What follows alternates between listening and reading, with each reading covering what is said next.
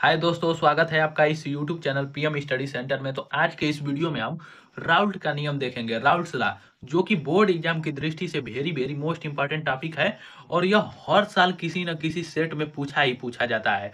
और यह राउल्ट का नियम बोर्ड एग्जाम में 3 अंक में पूछे जाने वाला टॉपिक है। लेकिन यही प्रश्न आपसे पूछा जाए कि राउल्ट के नियम को लिखिए तथा इनकी सीमाएं को भी बताइए, तो राउल्ट का नियम और इनकी सीमाएं को आपको लिखने पर बोर्ड एग्जाम में 5 अंक मिलेंगे। लेकिन यदि आपसे यह पूछा जाए कि राउल्ट का नियम, तो वह 3 अंक ही मिलेगा।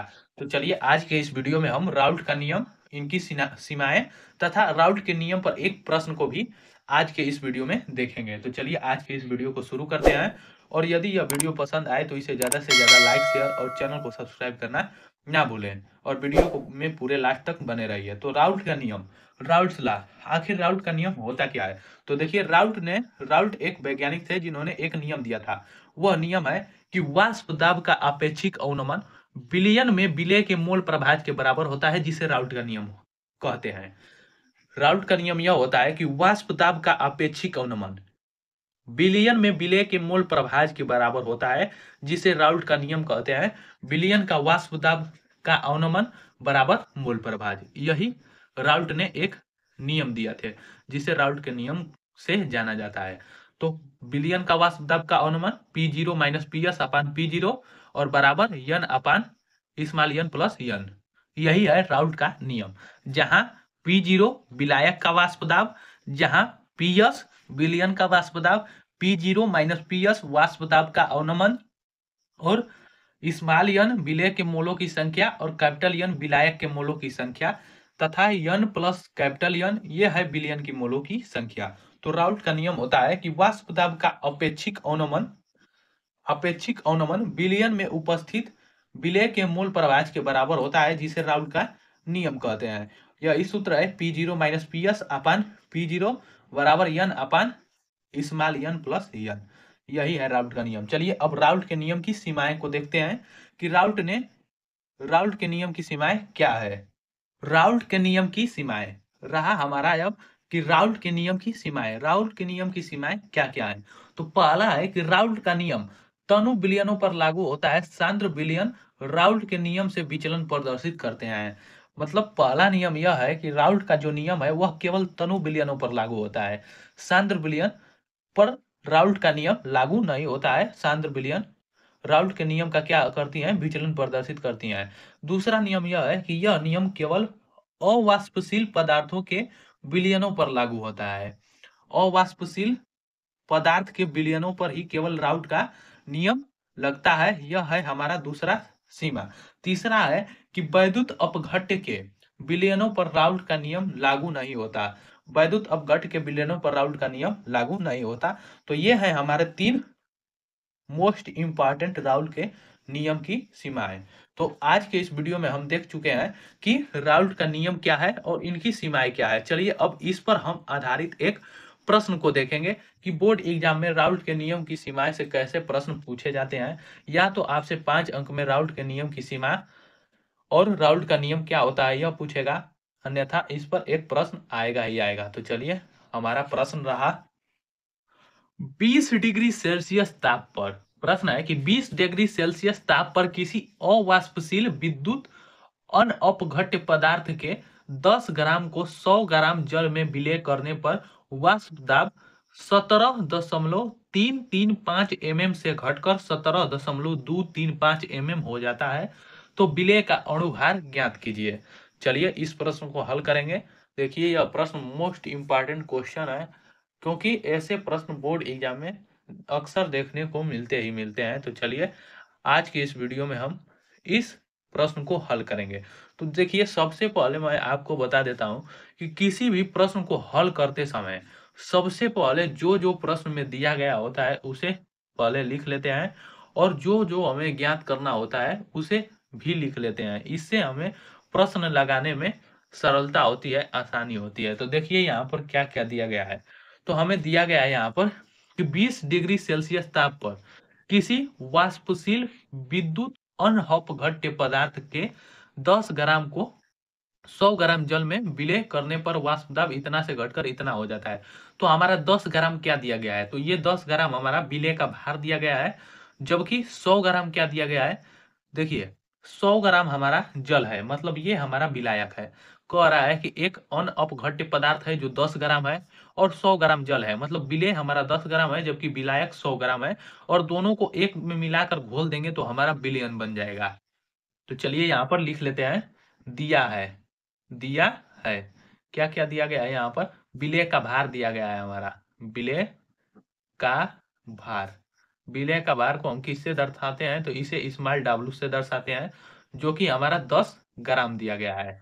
अब देखिए कह रहा है कि 100 ग्राम जल में विलेय किया जाता है, मतलब विलायक, विलायक, विलायक क्या है हमारा, तो यहाँ पर जल है H2O का भार, इसे हम किससे दर्शाते हैं, तो कैपिटल डब्ल्यू से प्रदर्शित करते हैं। यह है हमारा 100 ग्राम। अब क्या पूछ रहा है इसमें कि वाष्प दाब, विलय करने पर वाष्प दाब इतना से घटकर इतना हो जाता है, तो अणु भार ज्ञात कीजिए। अणु भार हमें ज्ञात करना है। देखिए ये हमारा क्या दिया गया है, वाष्प दाब कह रहा है, वाष्प दाब इतना से घटकर इतना हो जाता है।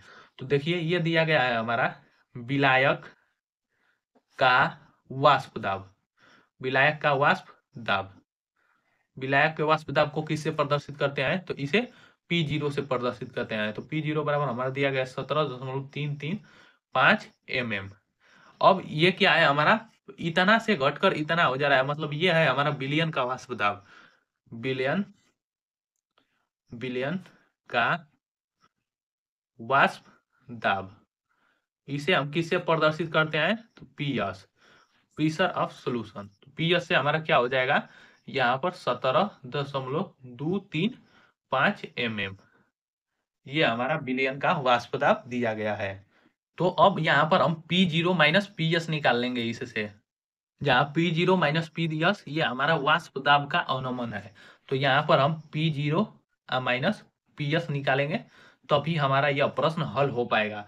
तो यहीं पर हम निकाल लेंगे, तो P0 में से PS को घटाएंगे, तो ये हमारा 17.335 माइनस 17.235, इसको माइनस करेंगे तो ये P0 माइनस PS, इसका मान आ जाएगा यहाँ पर 0।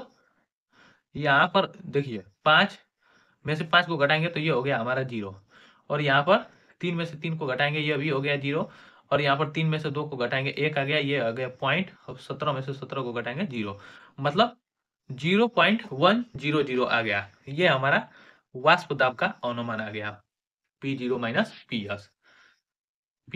अब देखिए क्या ज्ञात करना है, लिख लेंगे यहाँ पर, ज्ञात करना है, ज्ञात क्या करना है हमें, तो अणु भार। अणु भार इसे किससे दर्शाते हैं, तो इसे स्मॉल यम से दर्शाते हैं, इसे हमें ज्ञात करना है। तो देखिए इसको ज्ञात करने के लिए हमें राउल्ट के नियम का प्रयोग करना पड़ेगा।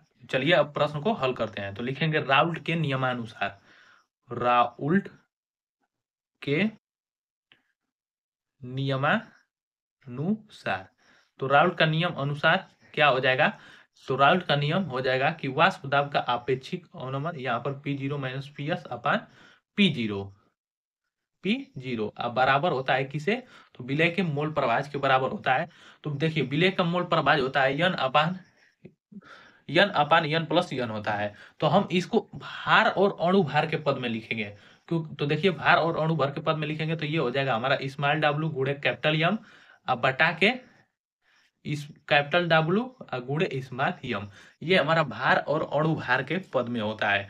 यहाँ पर हम सूत्र भार और अणु भार के पद में क्यों लिए हैं, यह प्रश्न उठता है। तो देखिए हमारा जो प्रश्न दिया गया है वह भार और अणु भार के ही पद में दिया गया है, क्योंकि यहाँ पर मोलों की संख्या के रूप में नहीं दिया गया है, अर्थात उस तरह भी निकल सकता है, लेकिन हम इसे भार और अणु भार के ही पद में बदलकर प्रश्न को हल कर लेंगे, इससे थोड़ा आसानी होगी प्रश्न को हल करते समय। तो यहाँ पर P0 माइनस PS इसका मान कितना आया है, तो इसका मान आया 0.100, अब बटा के P0 का यहाँ पर मान कितना है, तो देख सकते हैं यहाँ पर 17.335, तो यहाँ पर इसका मान रखेंगे तो 17.335, अब बराबर स्मॉल W मतलब विलय का भार कितना है, तो 10 ग्राम है, इंटू कैपिटल यम क्या है हमारा, तो विलायक का अणु भार। तो यहाँ पर विलायक हमारा क्या है, तो विलायक जल है, तो जल का अणु भार क्या होता है, कितना होता है, तो जल का अणु भार 18 होता है, तो इंटू 18 अब बटा के यहाँ पर कैपिटल W है ये, तो कैपिटल डब्ल्यू क्या है हमारा, तो विलायक का भार है, तो विलायक का भार कितना है, तो 100 ग्राम जल है, तो 100 हो गया, इंटू इस्मालियम, इस्मालियम हमें ज्ञात करना है, अणु भार है, पदार्थ का अणु भार, विद्युत अनअपघट्य पदार्थ का अणु भार हमें ज्ञात करना है। तो देखिए अब हमें अणु भार ज्ञात करने के लिए क्रॉस मल्टीप्लीकेशन कर देंगे, तो क्रॉस मल्टीप्लीकेशन करेंगे तो यम बराबर डायरेक्ट निकाल रहे हैं, इसका गुणा ऊपर हो जाएगा, तो ये हो जाएगा 10 गुणे 18 आ गुणे 17.335 आ बटा के हमारा हो जाएगा यहाँ पर 100 आ गुणे ये आ जाएगा यम के स्थान पर, तो ये 0.100 इतना हो गया। अब इसी को हल कर देंगे, हमारा आंसर आ जाएगा। तो देखिए ऊपर भी हमारा 3 अंक पर दशमलव है और नीचे भी हमारा 3 अंक पर ही दशमलव है, तो दशमलव इसी तरह हट जाएगा क्योंकि ऊपर भी अंक समान है और नीचे भी अंक समान है। तो यम बराबर हमारा हो जाएगा 10 गुणे 18 आ गुणे 17.335 आ बटा के 100 गुणे 100 हो जाएगा यहाँ पर। तो देखिए यहाँ पर एक जीरो से हम एक जीरो कटा देंगे, यहाँ पर एक जीरो से एक जीरो कटा दिए। अब हम 18 का मल्टीप्लाई करेंगे इसमें, तो यम बराबर 18 का मल्टीप्लाई 17,335 में करेंगे तो ये आएगा हमारा 31,000, 31 20 और 30 आएगा, 31 20 30, 3,12,030 आएगा। अब इसमें हम भाग देंगे किसका, तो 1 2 और ये 3 जीरो, मतलब 1,000 का इसमें भाग देंगे, तो हमारा 2 अंक 3 अंक बाद हमारा दशमलव लग जाएगा। देखिए यहाँ पर एक जीरो से एक जीरो कट गया, तो अब 100 से भाग देंगे, तो 100 से भाग देंगे मतलब 2 अंक पर हमारा दशमलव लग जाएगा, तो ये आ जाएगा 312.03। ये है हमारा अणु भार, तो अणु भार का मात्रक नहीं होता है और यही हो जाएगा हमारा इस प्रश्न का आंसर। तो आज के वीडियो में बस इतना ही, और आप देख सकते हैं कि कैसा प्रश्न पूछा जाता है राउल्ट के नियम अनुसार। तो आप बोर्ड एग्जाम में राउल्ट का नियम जरूर तैयार कर जाइए, क्योंकि यह मोस्ट इंपॉर्टेंट टॉपिक है राउल्ट का नियम और उनकी सीमाएं। तो आज के वीडियो में बस इतना ही, मिलते हैं नेक्स्ट वीडियो में। और यदि यह वीडियो पसंद आए तो इसे ज़्यादा से ज़्यादा लाइक शेयर और चैनल को सब्सक्राइब करना ना भूलें। और वीडियो को पूरे लास्ट तक देखने के लिए बहुत बहुत धन्यवाद।